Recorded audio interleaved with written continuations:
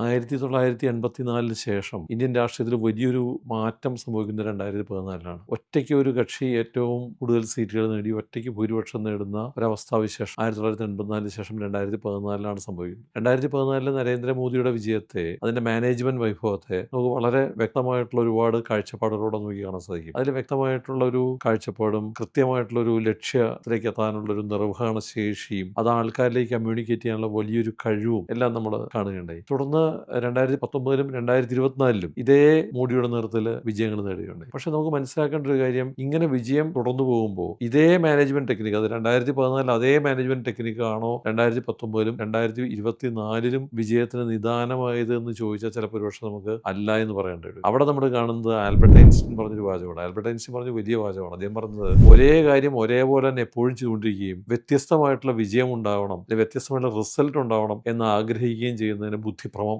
എന്ന് പറയുന്നതാണ്. സംഭവിച്ചത് എന്താണെന്ന് വെച്ച് കഴിഞ്ഞാൽ, നമ്മുടെ ബിസിനസ്സിലേതുപോലെ തന്നെ നമ്മൾ ഒരേ കാര്യം തന്നെ ചെയ്തുകൊണ്ടേയിരിക്കുകയാണ്, എന്നിട്ട് നമ്മൾ വ്യത്യസ്തമായിട്ടുള്ള റിസൾട്ട് ഉണ്ടാവണമെന്ന് ആഗ്രഹിക്കുന്നു. ഇതാണ് ശരിക്കും ഇന്ത്യൻ പ്രതിപക്ഷത്തിന് സംഭവിച്ചത്. ഇന്ത്യൻ പ്രതിപക്ഷം ഒരേ കാര്യം തന്നെ ചെയ്തുകൊണ്ടിരിക്കുകയാണ്, എന്നിട്ട് വേറെ റിസൾട്ട് ഉണ്ടാവണമെന്ന് ആഗ്രഹിക്കുകയാണ്. അതൊരിക്കലും സംഭവിക്കില്ല. ബിസിനസ്സിലും അങ്ങനെ തന്നെയാണ്. നമ്മളൊരു കാര്യം ചെയ്തുകൊണ്ടിരിക്കുമ്പോൾ ഒരിക്കൽ ചെയ്തുകൊണ്ടിരിക്കുന്ന അതേ രീതിയിൽ തന്നെ അത് തുടർന്ന് ചെയ്തുകൊണ്ടിരിക്കുകയും എന്നിട്ട് വ്യത്യസ്തമായിട്ടുള്ള റിസൾട്ട്, ഈ വർഷം കൂടുതൽ സെയിൽസ് ഉണ്ടാവണം, അല്ലെങ്കിൽ കൂടുതൽ ടേൺ ഓവർ ഉണ്ടാവണം എന്ന് ആഗ്രഹിക്കുകയും ചെയ്യുന്ന മൂഢത്വം തന്നെയാണ്. കാരണം അതൊരിക്കലും ഉണ്ടാവില്ല. വ്യത്യസ്തമായിട്ട് ചെയ്താലേ വ്യത്യസ്തമായിട്ടുള്ള റിസൾട്ട് ഉണ്ടാവും.